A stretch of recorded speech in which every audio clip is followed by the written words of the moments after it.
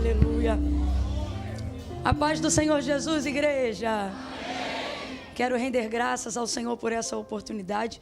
Eu estou me sentindo honradíssima de poder estar hoje aqui, nesses 17 anos de Fonte. Deus fez algo comigo que não são todos os dias que Ele faz, mas Ele me conduziu aqui de uma maneira que, em obediência, eu vou executar aquilo que Ele falou, porque Ele é o Senhor, né? Mas eu havia gerado muita expectativa para essa noite, e expectativa dentro daquilo que eu cria que o Senhor poderia falar em cima de alguma palavra que eu tivesse já algum domínio, algum conhecimento. Mas o Senhor me abriu a visão hoje aqui, e eu vi tantas águas, tantas águas, tantas águas. E acredite, numa visão aberta, enquanto eu falo com vocês, eu vejo águas e águas e águas. E águas e águas e águas e águas. Tem muita água aqui. E diante dessa visão, imediatamente o Senhor me saltou aos olhos algo que eu não havia programado. E talvez você pense, Camila, o que tem? Abra a Bíblia e pregue. Só que, humanamente falando, a gente percebe quando as pessoas geram uma expectativa em cima de um perfil de assertividade de mensagem que você entrega. Então, é um desafio humano. Mas o Senhor foi tão específico comigo, e Ele me levou a João, capítulo de número 4, quando Ele disse àquela mulher samaritana: pois aquele que beber da água que eu lhe der, brotar-se-á nele uma. E eu senti que Deus também quis homenagear a fonte nessa noite. João, capítulo de número 4, abra comigo sua Bíblia aí. Evangelho de Jesus, segundo escreveu João, capítulo de número 4.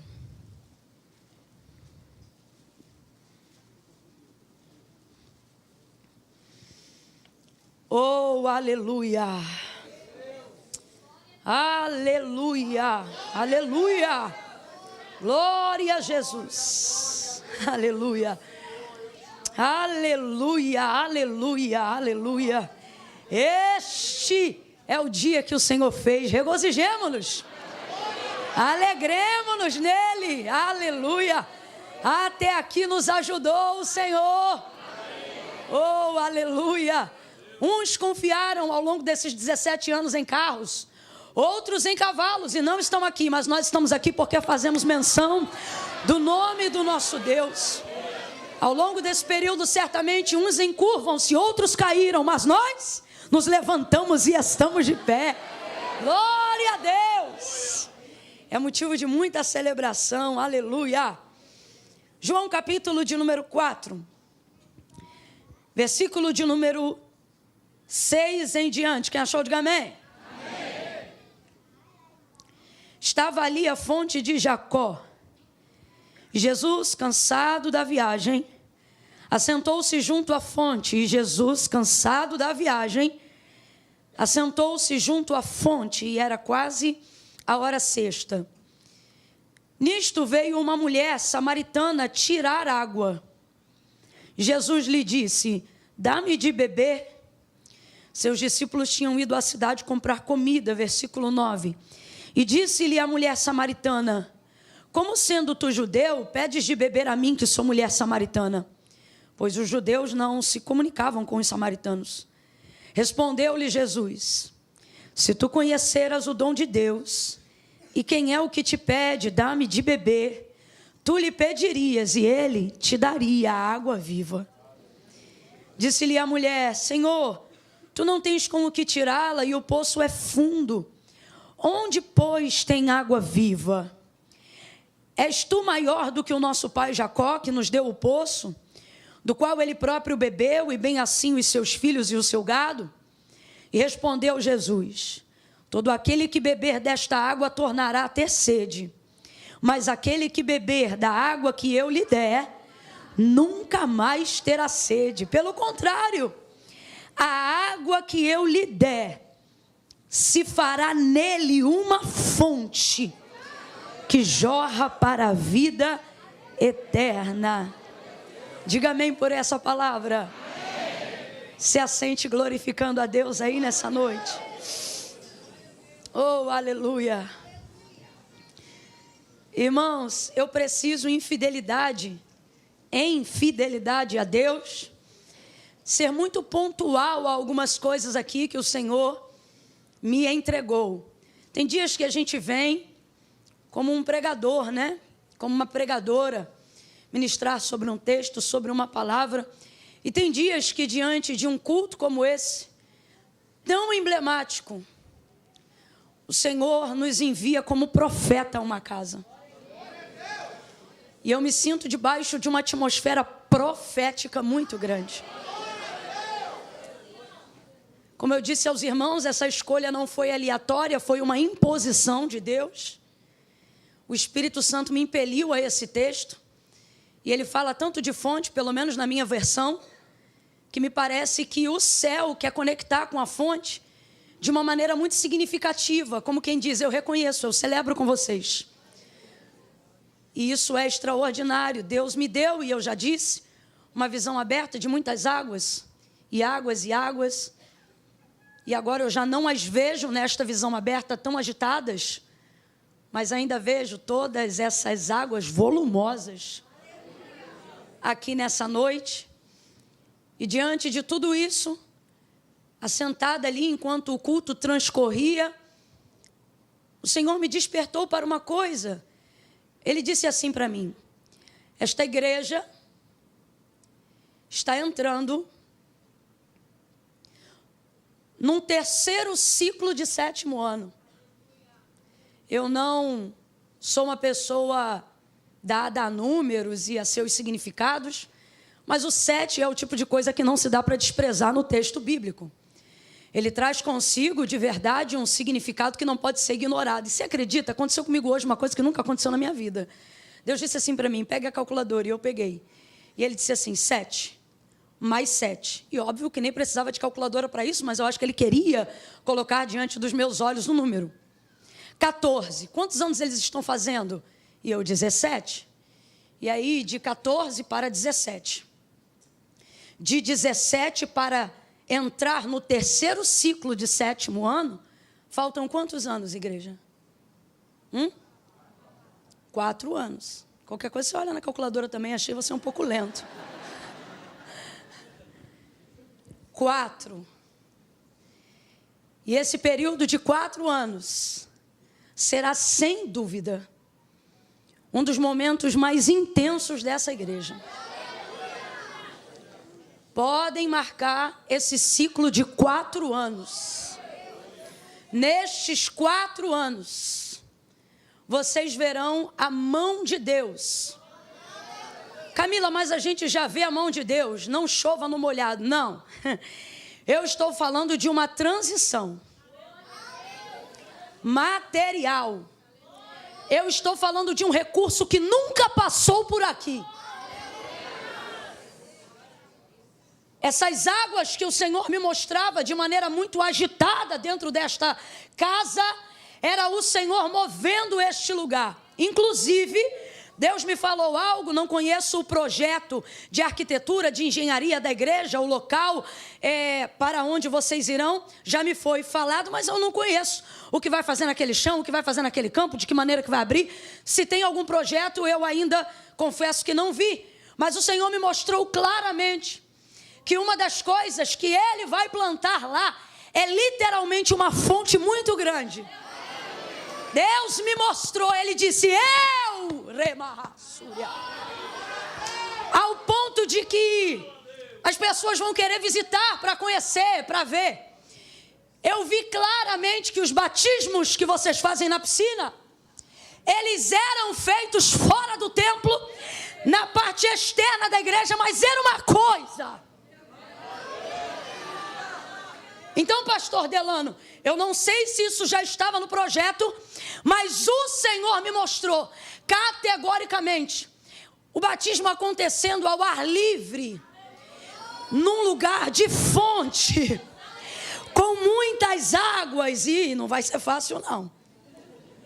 Construir um negócio desse, numa estrutura dessa, Não sei se tem canal de água onde vocês vão fazer lá, mas o Senhor vai mandar muitas águas. Águas e águas. E eu via esse lugar tão bonito, gente, a ponto de gente que não é crente, tem nada a ver com crente, nem gosta de crente, dizendo assim, me leva lá para eu ver aquele negócio que falaram lá, que eu vi na foto. Sabe? Uma coisa tão linda, tão linda. E eu creio que assim como Jesus, muitos cansados da viagem vão descansar nessa fonte.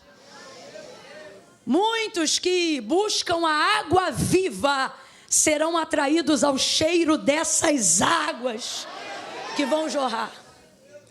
Nesse período de 4 anos, Deus vai fazer coisa que precisava de uns 8.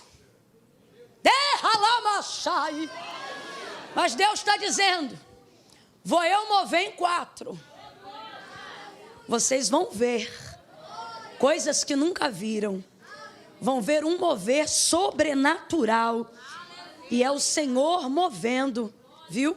E aí eu não estou dizendo já que foi Deus que falou, foi meu coração que desejou.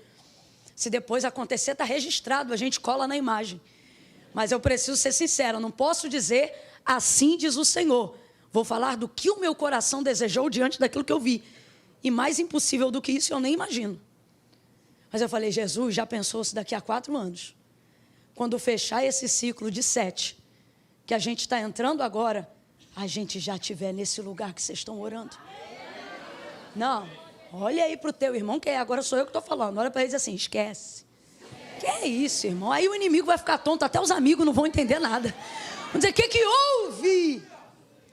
Porque o Senhor está preparando esta igreja para coisas muito maiores do que nós mesmos. Então é a sua mão, que vocês possam continuar mantendo essa integridade, mantendo essa reverência, e que o Senhor livre vocês de vocês mesmos. Olha assim para esse irmão que está do seu lado e diga assim, Deus te livre de ti. Porque a Bíblia diz que aquele que é de Deus o maligno não, mas de dentro para fora só a mão de Deus e o temor do Senhor pode te guardar.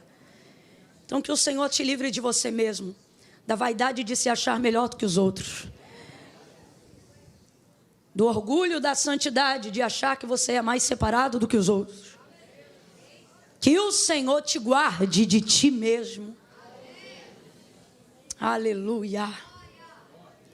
Bom, o texto que nós acabamos de fazer menção nessa noite, fala sobre a retirada de Jesus da Judéia, retornando para a Galileia.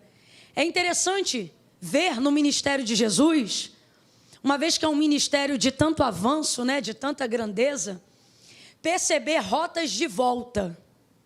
Parece até que não combina na história de quem quer crescer, na história de quem precisa conquistar, na história de quem tem um prazo aparentemente tão curto para impactar o mundo, repetir ou retornar a rotas que já se passou.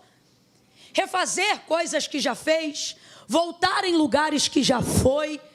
Isso parece uma perda de tempo.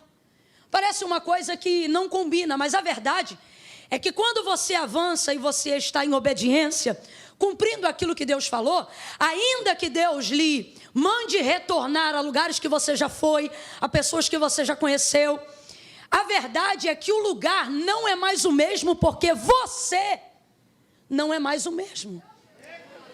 Então é necessário, às vezes, que haja uma volta e um retorno, não para recalcular a rota. A gente tem que parar com essa ideia de achar que toda volta é um recalcular, de que toda volta é uma correção, de que toda volta é um retrocesso. Irmãos, debaixo de uma direção de Deus, até voltando a gente avança. Agar que o diga no deserto, quando fugiu de Sara, porque ela a espizinhava em razão da sua gravidez de Ismael, pensando que ia morrer naquele deserto, o deserto de Sur. Ela vai ver o Senhor, ela vai dizer, eu Roi, vi o Deus que me vê. Qual é a palavra que o Senhor vai entregar para ela? Perdão, a primeira ocasião é a do anjo. E qual é a palavra que o Senhor vai entregar para ela? Agar, volta pelo caminho que tu vieste, te humilha debaixo da mão da tua senhora. Agora veja, Deus foi com Agar, ele disse, olha, do menino que está no teu ventre, eu também serei com a descendência dele. Eu vou cumprir a palavra porque ele é da semente de Abraão e eu fiz com Abraão uma aliança. Então veja, deu o nome para o menino. Falou quem ele seria, como ele seria, falou sobre o tipo de vida que ele levaria, mas tudo isso não estava associado ao avanço de Agar, mas ao seu retorno à casa de Abraão. Ela não ficaria lá para sempre. Depois o Senhor iria cumprir a sua promessa, Gênesis 25, e 21, Sara iria dar à luz a um filho. E a própria Sara, dentro daquele novo contexto, ia pedir a Abraão que colocasse Agar para fora. E assim foi. Na primeira vez parada no deserto de Sur, teve que voltar. Mas na segunda vez despedida, acabou indo para o deserto de Beceba, que significa lugar de fonte, de poço, lugar de recomeço. E ali ela viveu não só o renovo de ter sua própria casa, sua vida, como a libertação. Porque se não fosse Ismael e se não fosse ela ter retornado do caminho de Sur pela primeira vez, ela seria durante toda a sua vida uma escrava fugitiva. Mas porque em obediência ela compreendeu a necessidade de voltar àquele lugar, o Senhor lhe prosperou, o Senhor lhe acrescentou, o Senhor fez Ismael um arqueiro, um homem que prosperou no deserto de Beceba, que cresceu, acamilhou os problemas que foram ligados depois. Isto aí é depois, acerca de tudo que Deus falou a Agar e seu filho, ele cumpriu. Então a gente tem que parar com esta ideia de se tiver que voltar, se tiver que descer, se tiver que pedir desculpa, se tiver que retornar à família, se tiver que visitar um gabinete de algum pastor, se tiver que fazer qualquer coisa nessa área, se tiver que tocar num assunto que você não queria tocar mais, se precisar confessar um pecado que você compreende que já foi perdoado, mas ele ainda é um problema para você e precisa ser tratado, há uma necessidade de volta. E o Senhor está dizendo: ei, todas as vezes que eu colocar na tua rota um caminho de volta, não questione. Debaixo da minha palavra, voltando, você também avança. Debaixo da minha palavra, voltando, você também cresce. Há em Jesus uma assertividade, um poder de resolução tão grande que não há absolutamente problema nenhum em voltar. Até porque ele percebe que uma intriga entre os fariseus está surgindo ali no batismo de João. O texto diz que o próprio João revela que não era propriamente Jesus que batizava, mas os seus discípulos. E João batizava outros também, e eles faziam ali uma soma matemática sobre quem batizava mais, e isso chamava muita atenção. E para que o reino de Deus se manifeste, e para que haja crescimento, meu irmão, não pode haver competitividade. Aonde Jesus está, não pode haver competitividade. Tudo é dele. Mas não é coincidência. Veja, João coloca um contexto que aponta para a motivação de Jesus em deixar a Judeia e voltar outra vez para a Galileia. Quando os fariseus ouviram que Jesus fazia e batizava mais discípulos do que João, se bem que Jesus não batizava, e sim os seus discípulos, ou seja, ao ouvir isso, ele deixou a Judeia e voltou outra vez para a Galileia. Segunda característica, isso não é uma fuga, mas é uma estratégia. Porque Jesus sabe que eles estão já à espreita para remir o tempo de sua crucificação. Ele sabe que as suas horas são chegadas, mas ele está ainda no início do período de 3 anos e meio de cumprimento ministerial. Então ele precisa de estratégias. Segunda coisa, Deus está dizendo a alguém: nem toda volta é uma fuga. E nem toda fuga precisa estar coberta de vergonha. Camila, e que nome nós daremos a isso então? Estratégia. A palavra de Deus é muito clara e Salomão disse assim: levantando-se contra ti o espírito do governador, não saia do teu lugar. As pessoas observam esse texto e elas pensam que devem peitar aquilo que as confronta. Mas na verdade o que ele está dizendo, haja vista que o contexto fala de um servo e do rei, ou de alguém menor e alguém hierarquicamente como um governador maior, ou alguém de posicionamento hierárquico maior. O que ele está dizendo é: diante daquilo que você não tem poder para dar ultimato, você não peita.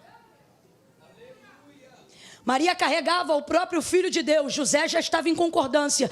Essa família já estava debaixo de autoridade e legitimidade. Maria gerava pelo Espírito, carregava Jesus Cristo e estava coberta pelo Altíssimo. Mas depois de seu nascimento, em razão de tudo aquilo que estava acontecendo na matança das crianças, o que o anjo disse para ela: desce ao Egito. se esconde lá. Se esconde lá. Estamos vivendo um tempo, igreja, aonde estratégia será fundamental para a manutenção do ministério. Estamos vivendo um tempo que não será sempre peitar e ir para cima a estratégia de Deus. É necessário sabedoria.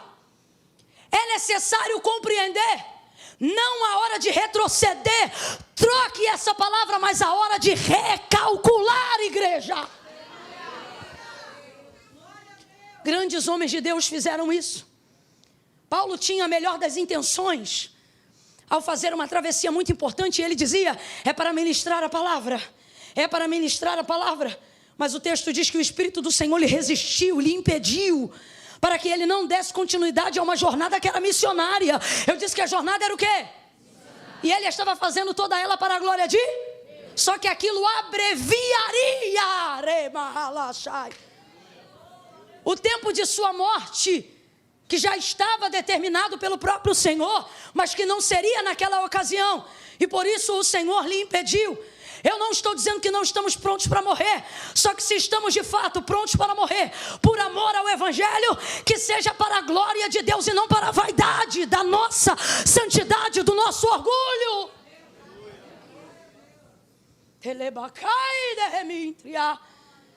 E eu acho fantástico Jesus sendo filho de Deus e podendo trocar e alterar os fatos, se submeter a eles de maneira estratégica. Nessa retirada, vai ele para a Galileia. No caminho de volta, Samaria está no meio. Qualquer outro judeu faria essa viagem em 6 dias, mas ele vai fazer em 3, porque ele não vai ignorar a montanha de Sicar.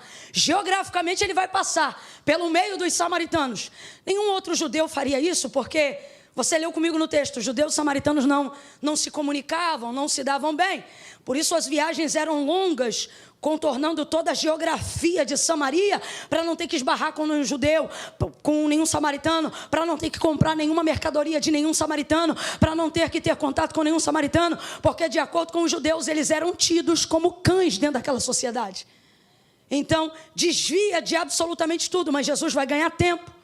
E há uma questão ali em Samaria que precisa ser resolvida. Camille, o que Jesus tem a ver com isso? Esse é um poder incrível da igreja. Qual? Entrar em problemas que não foi a gente que criou. E por que entrar? Porque a gente tem poder de resolver. Ele vai passando por Samaria e ali ele entra. Cansado da viagem, agora você vê.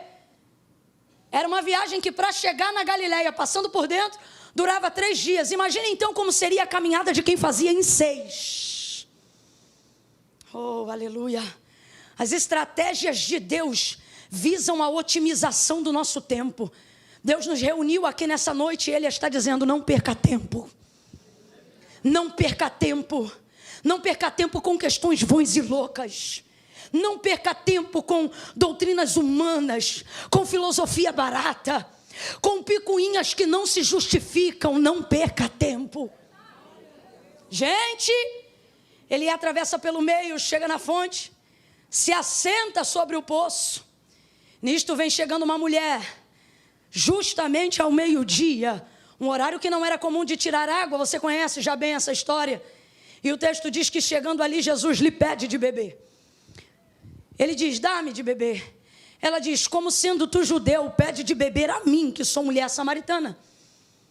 Judeus e samaritanos têm essa dificuldade. E aí ele vai dizer para ela, se você soubesse.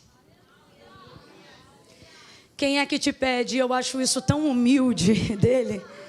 Tu pediria e ele te daria. Te daria água viva. Ele te daria água viva. Aí ela já se quebranta e ela diz, mas Senhor, tu não tens com que tirar.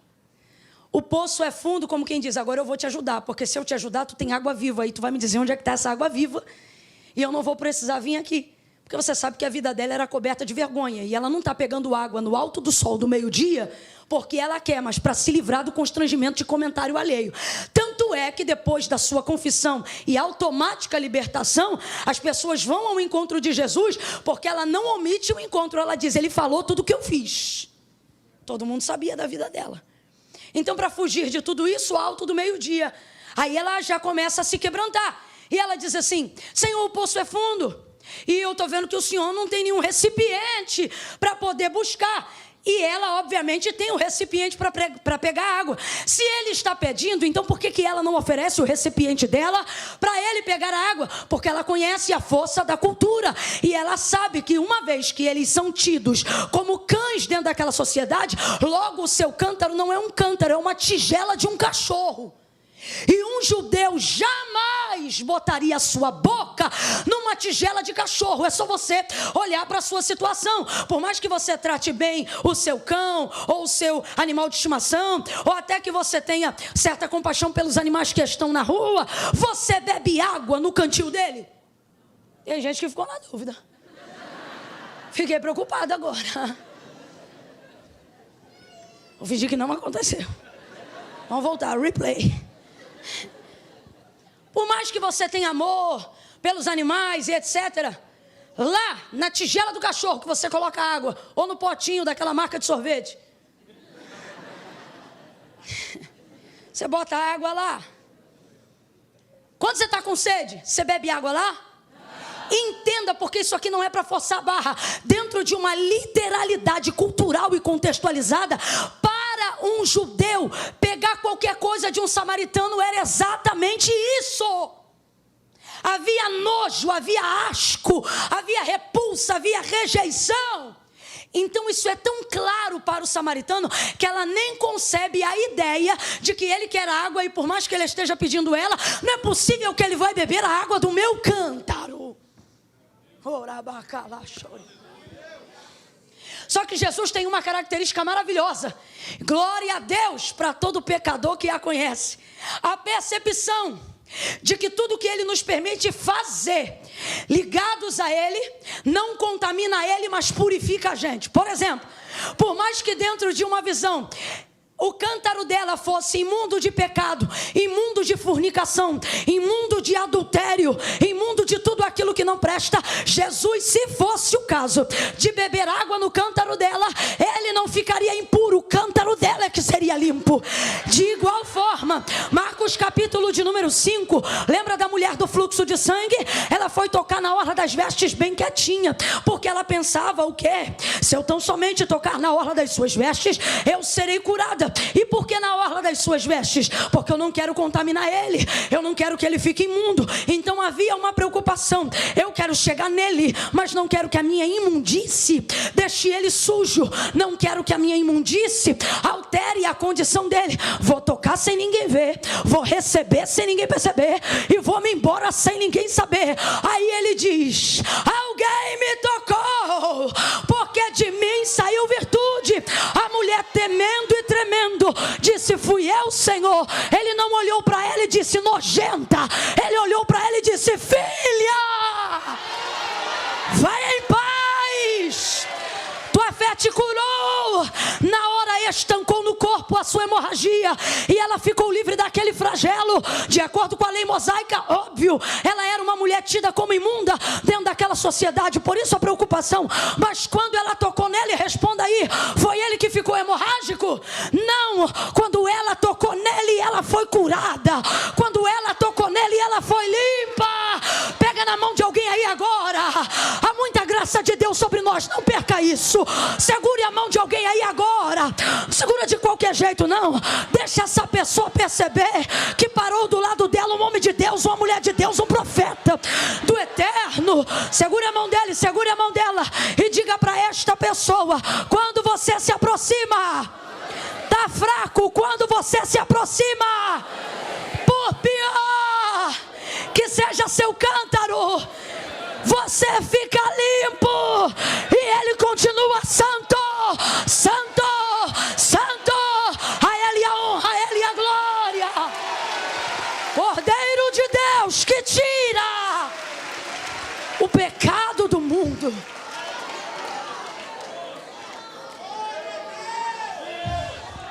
Quer beber água no teu cântaro? Ei, ei, ei, ei.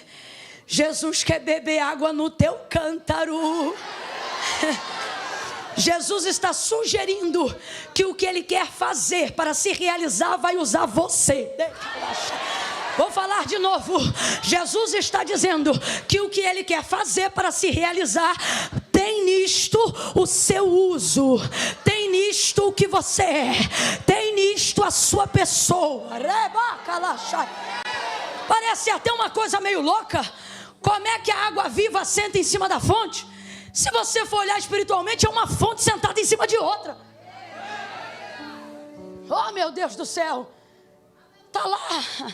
Se você me pedisse, eu te daria, e daria mesmo. E esse é um dos textos mais incríveis para mim, dos primeiros milagres e cruzadas e libertações que Jesus realizou, porque ele fala de água o tempo todo. Ele fala de água o tempo todo. Ele fala de cansaço, ele fala de sede. Eles estão em cima de um poço, mas a última coisa que tem nesse texto, sabe o que é? Água. Ele chega falando de água, está cansado querendo água. Ela foi lá buscar água, ela também quer beber água, ela também quer levar água, eles conversam de água.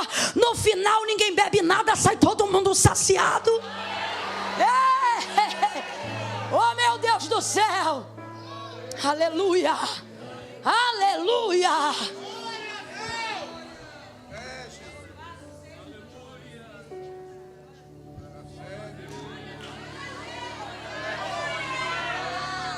Aleluia. Senhor, então dá-me dessa água, para que eu não tenha mais sede e não precise vir aqui.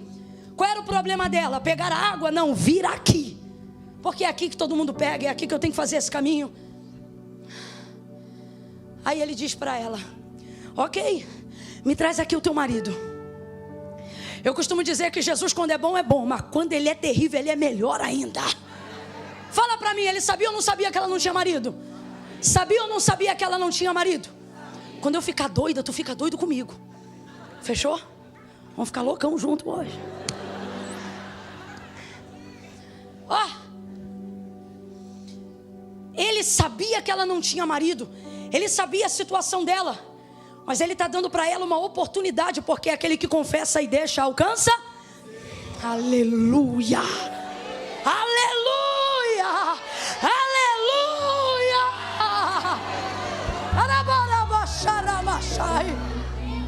Aleluia. Aí ela diz assim: Senhor, eu não tenho marido.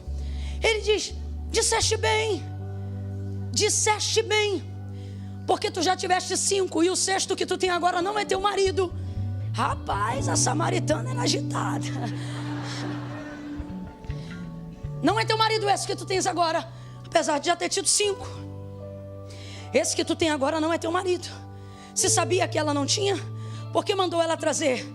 Porque ela precisa ter consciência que essa busca é vazia. Essa busca por homens, essa busca por recurso humano, essa busca por necessidade de ser suprida por terceiros. É tão lindo o tratamento que Jesus está fazendo na vida dela, que na maioria dos textos Jesus nunca vem para pedir, Jesus sempre vem para dar. Só que no caso dela é um episódio quase que inédito. Ele não chega dando nada, mas chega pedindo o que ela pode oferecer. É para poder mostrar para ela: ei, você não é tão incapaz quanto você pensa. Você não é tão dependente dos outros quanto você pensa. Você também tem algo a oferecer, e eu estou disposto a receber o que você pode dar. Só que na verdade é um lindo tratamento de águas. E aí ela diz: não tenho marido. Disseste bem. Aí eu te pergunto, fala comigo bem rasgado: admitir que está dentro de um relacionamento com um homem que não é teu é bonito? Não fica na dúvida não. Você não me irrita não. É bonito, gente? Mas Jesus vira para ela e diz assim: disseste bem. Disseste bem. Para Jesus, disseste bem é o quê? Falou a verdade. Eu gostei porque você falou a verdade. Nós vamos continuar essa conversa porque você falou a. Eu não vou embora daqui porque eu gosto de conversar com quem fala a. Eu vou completar essa obra porque diante do confronto você falou a. Diante da vergonha você falou: diante dessa situação aqui você não correu, você não mentiu, você não quis manter o status social, você não ficou preocupada com patrocínio, com arroba, com número de seguidores, com o que é que vão dizer, o que é que vão pensar. Eu vou continuar essa conversa contigo aqui, porque você falou a verdade. Agora vamos embora falar. Mais suja do que ela era difícil, mais complicada do que ela era difícil, mas Jesus desenrola mó papo com ela lá. E eu acho isso incrível, porque tinha tanto doutor na sinagoga com quem Jesus poderia debater uma tese, tanto catedrático, tanta gente poderosa com quem ele poderia conversar, mas ele não dedicou nem 5 minutos aos fariseus. Quando Herodes quis conhecê-lo, ele disse: fala para aquela raposa que eu não vou dedicar tempo para ela não, estou parafraseando. Veja, com pessoas que aparentemente eram extraordinárias, mas eram hipócritas, Jesus não deu nem 1 minuto de atenção, a não ser que fosse para repreender, conversar numa boa. Agora essa mulher, toda alanhada pela vida, ele fica lá com ela. Os discípulos chegam, olham e ficam: o que está rolando ali? Porque ela falou porque ela falou sim, nossos pecados nos separam de Deus, mas é a nossa hipocrisia em confessá-los que nos mantém distante. Se nessa noite você falar Jesus não vai se ausentar dessa conversa até completar a obra na tua vida. Jesus não vai se ausentar da tua família até transformar os teus filhos. Jesus não vai se ausentar da tua vida até moldar o teu caráter. Ele está dizendo: fala a verdade, porque eu trato com a verdade, eu liberto na verdade, eu te posiciono na verdade. Conhecereis a verdade e a verdade vos libertará. Fala a verdade. Eu vou contar de 1 a 3, você vai olhar para alguém e vai dizer para esta pessoa: fala a verdade. Prepara aí. É 1, é 2, é 3. Diga a verdade. A verdade. Por mais constrangedora, diga a verdade. Por mais vexatória, diga a verdade. A verdade. Qualquer covarde pode pecar, mas só um corajoso é capaz de confessar. Fala a verdade. Fala a verdade. Aí ela fica constrangida porque acabou de confessar. Irmãos, confessar, quando um pecador se arrepende, tem festa no céu. E na terra, Camila? Constrangimento. A festa é no céu, irmão, porque olha, não é fácil não. Você chegar num culto como hoje, uma palavra dessa que te confronta, e você chegar aqui diante de Deus em oração, ou marcar um gabinete aí para essa semana ainda, dizendo: eu vou contar, eu vou para cima, lá no céu, eita, é anjo voando, é música rolando, é festa, é comentário, mas aqui na terra tem que ter coragem. Aí ela diz assim, ainda que constrangida, ela diz assim: Senhor, eu vejo que és profeta. Ficou exposta. Quando ela ficou exposta, ela diz: Senhor, eu vejo que é profeta. Vejo que és profeta. Aí ela continua: eu sei que o Messias vem. Quando ele vier, ele vai nos ensinar tudo. Parece até que ela está dizendo: não desce arrepio em mim não, porque uma coisa é você ser profeta, outra coisa é você ser o Messias. Brabo é quando o Messias é profeta. E é o caso dela. Aí ela diz assim, como quem quer esclarecer uma dúvida: me responde uma coisa. Os judeus dizem que a gente deve adorar no templo, mas nós samaritanos adoramos no monte. Onde é, pois, então que se deve adorar? Parece até que ela está fugindo da conversa, gente, mas ela não está. Ela continua no mesmo assunto. A adoração aqui, o lugar de culto, de entrega, não tem a ver com essa necessidade de liturgia ocidental, de que lugar de culto é lugar só para levantar a mão, dar glória a Deus. Não. culto foi instituído por Deus a Moisés dentro de uma liturgia onde Deus definiu como queria ser adorado. E um dos critérios que ele estabeleceu para receber tal devoção era que ninguém se apresentasse diante dele com as mãos. E essas ofertas, elas eram específicas, não a nível de valores, de preço, mas de significado. Por exemplo, se você pecou e reconhece o teu pecado, você vai se achegar com 1 ou 2 bodes.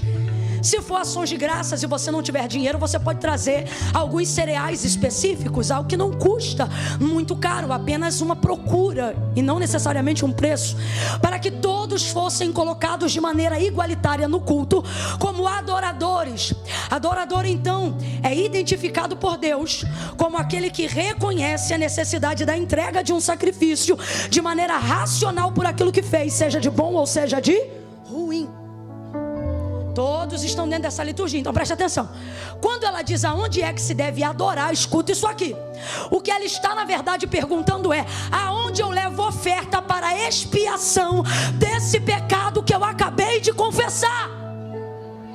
Para o meu perdão ser legitimado, para Deus receber, eu vou para o templo ou eu vou para o monte? Agora abre um parênteses. Ela sabe que no templo ela não entra, porque ela é uma mulher e porque ela é samaritana. Então na verdade o que ela está dizendo é o seguinte: Senhor, eu estou numa sinuca de bico, porque os judeus dizem que a gente nunca vai ser perdoado, porque o único lugar de receber perdão é em Jerusalém, no templo. Completa aí para mim, por favor. É em Jerusalém, no... E eles dizem que a gente faz tudo errado adorando aqui no monte, porque o monte foi um jeitinho que eles criaram depois que pecaram, haja vista que não podiam mais entrar no... Quem não pode se submeter a um sacerdote verdadeiro rapidamente cria um meio falso. E foi isso que os samaritanos fizeram. Então olha o dilema dela: eu quero confessar, eu quero zerar isso na minha vida, mas como é que eu vou fazer isso? Eles dizem que a salvação é lá, nós só temos essa possibilidade aqui. Aí Jesus aperta o ciclo dela. Você sabe por quê? Ele diz assim: tu sabes que a salvação vem dos judeus. O que ele está respondendo? Óbvio que o Messias vem de lá, mas o que ele está dizendo acerca do que ela perguntou? Para ser recebido o teu sacrifício e o perdão liberado, você teria que levar essa oferta, ou seja, essa adoração no templo. Mas ele sabe que no templo ela não entra, mas ele continua. Quando ele diz que para receber deveria ir para o templo, o que ele está dizendo é o quê? Para receber teria que ir no templo, mas no templo você não entra. Se é no templo o lugar certo de sacrificar, o que ele está dizendo é: no templo você não entra e no monte é Deus que não recebe. Então olha a luta dessa mulher. O desejo de arrependimento é verdadeiro, mas a entrega está inviabilizada, porque no templo ela não entra e no monte é Deus que não recebe. Vou falar de novo: no templo ela não entra e no monte é Deus que não recebe. Existem pessoas com desejo de perdoar, de serem libertas de verdade, mas falta às vezes alguém para apontar o caminho da retidão. Todo judeu que passava lá só passava para apontar e dizer o que eles fazem de errado. Jesus é a única pessoa, e eu amo isso, ele não só aponta o que está errado, mas ele diz como é que faz para consertar. E aí ele vai dizer para ela: mulher, crê que a hora chegou, ela já vem e fala contigo agora, em que os verdadeiros adoradores não adorarão nem no templo e nem neste monte, porque Deus é Espírito, e convém que em Espírito Ele seja adorado. Aí ela diz: quando o Messias vem, Ele vai nos ensinar isso. Ele diz: sou eu que falo contigo agora. Jesus não está quebrando a lei, não, Camila, não, acredite. Ele nunca quebrou a lei. Veja, para o seu perdão ser legítimo, do que ela precisa? De um sacerdote. Está diante dela o sumo. Segunda coisa, do que ela precisa? De um altar. Ora, não está Jesus assentado sobre a fonte de Jacó? Do que ela precisa? De um animal, de sangue. Ora, não é ele o cordeiro imaculado? Você precisa de um sacerdote, minha filha, eu sou o sumo. Você precisa de um altar, eu sou o Deus de Abraão, de Isaac e de Jacó. Está aqui o memorial. Você precisa de sangue, eu vou evidenciar lá na cruz, mas eu abro uma exceção para a sua recepção aqui agora, porque Deus é Espírito. Ele perdoa, Ele libera ela entende a graça que lhe é revelada naquela hora.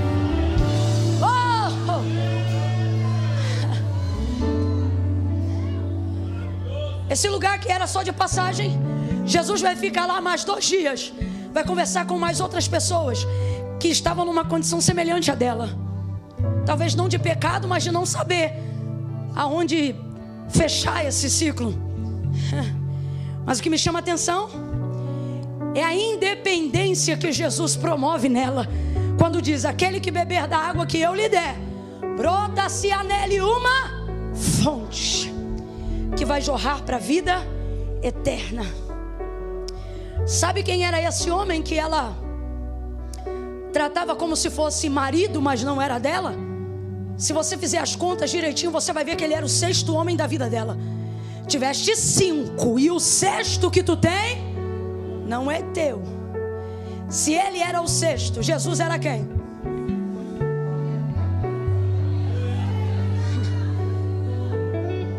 Saiu uma rede social nova esses dias e aí todo mundo começou a dizer: eu tô vendo o símbolo 666, a besta e etc. E eu não ignoro nenhuma dessas possibilidades, porque o diabo não esconde mais nada nesse tempo presente.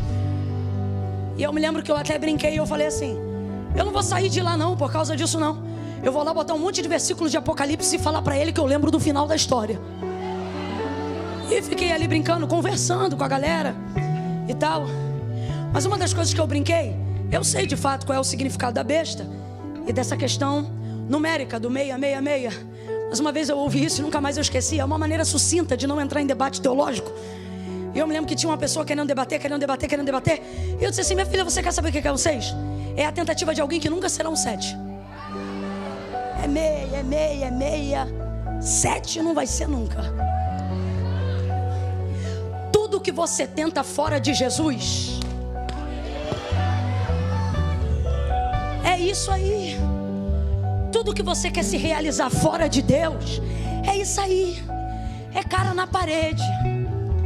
Quem é Jesus? Jesus é aquele que chega não para ela tentar, ele chega para resolver.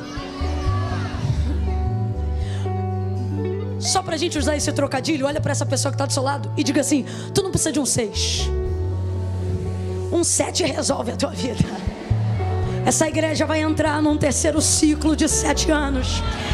E em 4 anos Deus vai dar muitas resoluções, muita independência, muito poder de crescimento, muita falta de dependência humana, porque os recursos divinos virão da madre da terra. Minha é a prata, meu é o ouro, minha é a água. Em espírito eu vou mover, eu vou conceder favor e graça. Vocês vão entrar marchando, vão entrar em triunfo. Há uma independência na dependência de Deus. O que você disse, Camila, vou dizer de novo: há uma independência na dependência de Deus. Quem depende de Deus não fica refém de ninguém. Quem depende de Deus não fica amarrado a contrato com o diabo. Quem depende de Deus não fica preso a ameaça. Quem depende de Deus não precisa aceitar barganha. Quem depende de Deus não fica emocionalmente amarrado. Quem depende de Deus vive um nível de independência que só o Espírito de Deus pode conceder a alguém. Oh, meu Deus.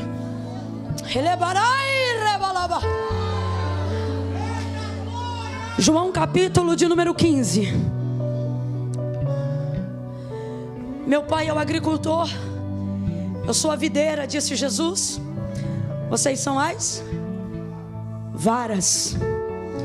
Toda vara que estando em mim e dá fruto, essa eu podo para que ela dê mais fruto.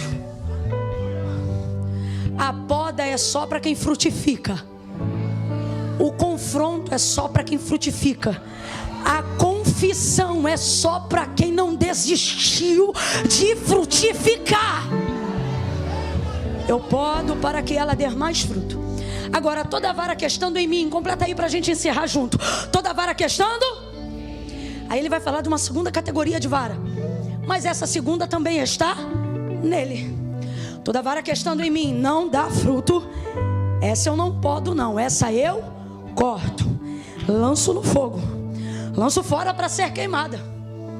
Aí ele continua: se vós estiverdes em mim e as minhas palavras estiverem em vós, pedireis o que quiserdes. E eu não vou estudar sobre isso, eu não vou fazer uma reunião sobre isso, eu não vou levantar um conselho sobre isso. Irmãos, está na palavra, Jesus não mente.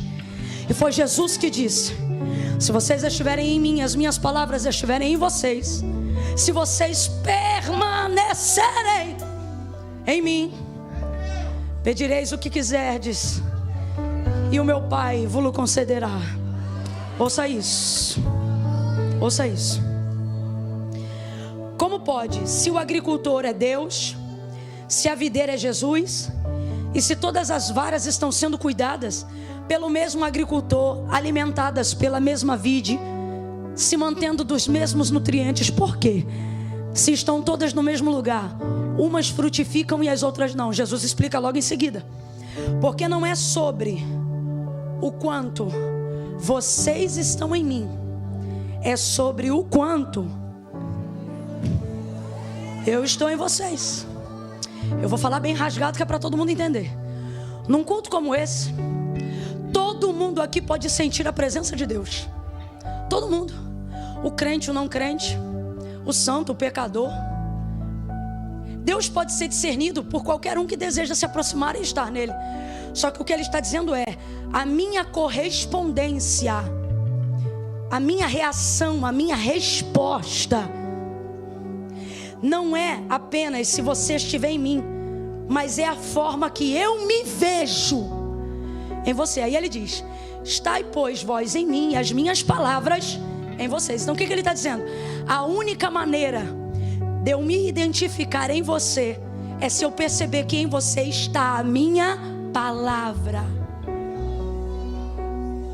Se a minha palavra estiver em você, eu vou me ver em você, Deus me verá em você. Oração de Jesus, João 17, ele vai dizer: não peço que os tire do mundo, eles não são do mundo, como eu também não sou, mas eu te peço, guarda eles do maligno. Assim como eu e o Senhor somos um, para que eles comigo também sejam. E assim todos nós, entenda, todos nós seremos com Ele. Quando Jesus disse: vou para o meu Pai, Filipe disse: apresenta Ele para a gente, mostra quem é o Pai. Ele diz: oh, você ainda não viu? Quem vê a mim, vê o... Quem recebe a mim, recebe aquele que me enviou. Porque eu e o Pai somos...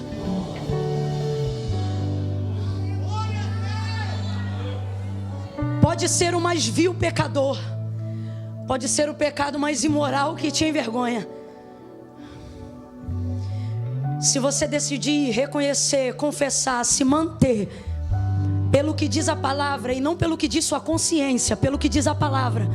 Porque tem muito crente que não está vivendo a fonte de vida eterna, não está se tornando as águas que o reino de Deus tem para jorrar em você, porque se tornaram servos da sua consciência e não da palavra de Deus. Você virou carcereiro de si mesmo. O que permanece em você são seus julgamentos e não o que Deus disse a seu respeito. Estai, pois, em mim, e se as minhas palavras estiverem em vocês, vai dar certo.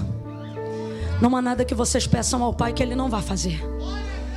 Porque quando Ele olhar para você, Ele não vai ver você, Ele vai me ver em você.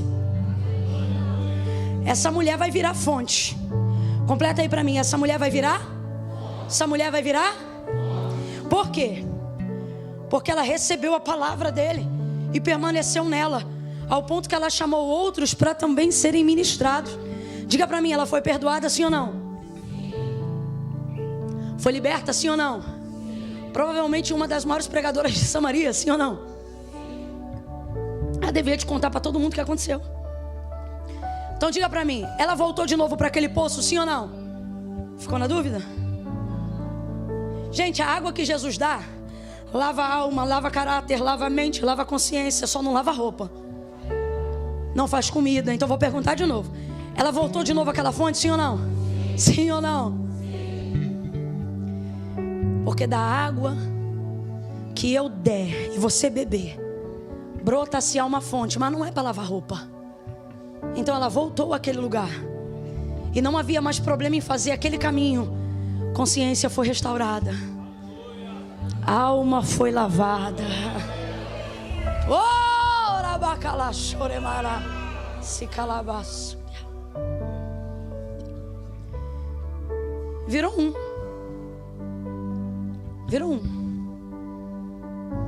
Traz aí a jarra para mim, por favor, e o copo. Ó. Sim. Deixa eu tirar só um pouquinho aqui. Vou regar essas plantinhas. É que tem muita água, gente. Pode deixar que tá caindo no sabugo aqui do verdinho.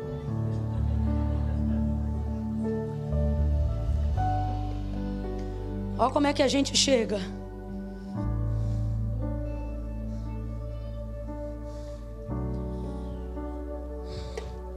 A gente quer ter dele, sim ou não? Aqui está ele e aqui estou eu. Quem é esse aqui? Isso, fala que é um copo só para você ver. Quem é esse aqui? Isso. Quem recebe o Pai recebe o Filho. Quem recebe o Filho recebe o Pai, porque ele e o Pai são. Todo aquele que estiver eu nele e ele em mim também vai se tornar comigo. Então quando o Pai olhar para você, ele não vai ver você, ele vai ver quem? Só que está havendo uma limitação nessa entrega. E é sobre isso que Jesus nos trouxe hoje aqui. Eu quero fechar exatamente aqui. A gente vem aos cultos de domingo, a gente participa das consagrações, tudo porque a gente quer ter dele. Só que se eu te disser que Jesus não te chamou para ter dele, te chamou para ser dele. Mas ok, numa busca de conhecimento, Jesus, eu quero poder. Recebe poder. Quero unção. Recebe unção. Quero intimidade contigo em oração. Olha aí como é que o copinho vai. Eita glória, vai enchendo. Eu quero mais de ti. Mais de ti. E quanto mais dele a gente tem, mais dele a gente quer. Mais. Conhecendo, prosseguindo em conhecer, se enchendo. Toma minha vida, minha casa, meus negócios. Enche-me, enche-me, enche-me, enche-me. Enche, enche, enche, enche. E a gente vai se enchendo. Diga pra mim, já está bastante cheio, sim ou não? Sim ou não? Jesus é fonte inesgotável, sim ou não? Vai enchendo, vai enchendo. Quanto mais dele a gente tem, mais dele a gente... Você pode ser muito cheio dele. Presta atenção nisso aqui. O que vai acontecer aqui agora? Isso é bom sim ou não? É bom sim ou não? Isso é tão bom que tem gente que parou aqui. Só que se eu te disser nessa noite que Jesus não te chamou para parar aqui. Alguém olha para cá e diz assim: não tem como ter mais e nem ser mais. Isso aqui significa muito do que eu acabei de ministrar agora em João 15. Se vós estiverdes em mim e as minhas palavras estiverem em... Não é só sobre o quanto eu tenho dele, mas é sobre o quanto ele tem de... Vamos lá. Nessa imagem aqui eu tenho dele, sim ou não? Abre o olho, eu tenho dele, sim ou não? Sim. Mas ele tem de mim? Então não é para parar aqui. Você pode ser cheio, você pode transbordar, mas escuta, o que Deus quer é isso aqui. É isso aqui que Ele quer. Ele quer que quando você for impor as suas mãos sobre alguém, Ele seja através das suas mãos. Quando você entrar em um lugar, Ele entre nesse lugar através dos seus pés. Quando você for abraçar alguém, Ele quer abraçar essa pessoa através dos seus braços. Ele está dizendo: ter de mim é muito bom, mas é mais importante ainda que eu tenha de você. Eu preciso me ver em você. Eu preciso estar, não só você em mim, mas eu em você. Aonde você entrar, eu entro. Aonde você pisar, eu piso. O que você tocar, eu toco. O que você fizer, eu abençoo. Deixe que eu esteja em você. Quantos estão nele?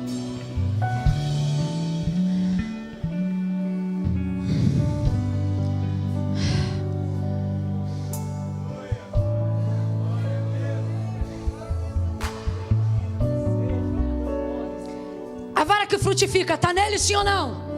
E a que não frutifica, está nele, sim ou não? Então quantos estão nele?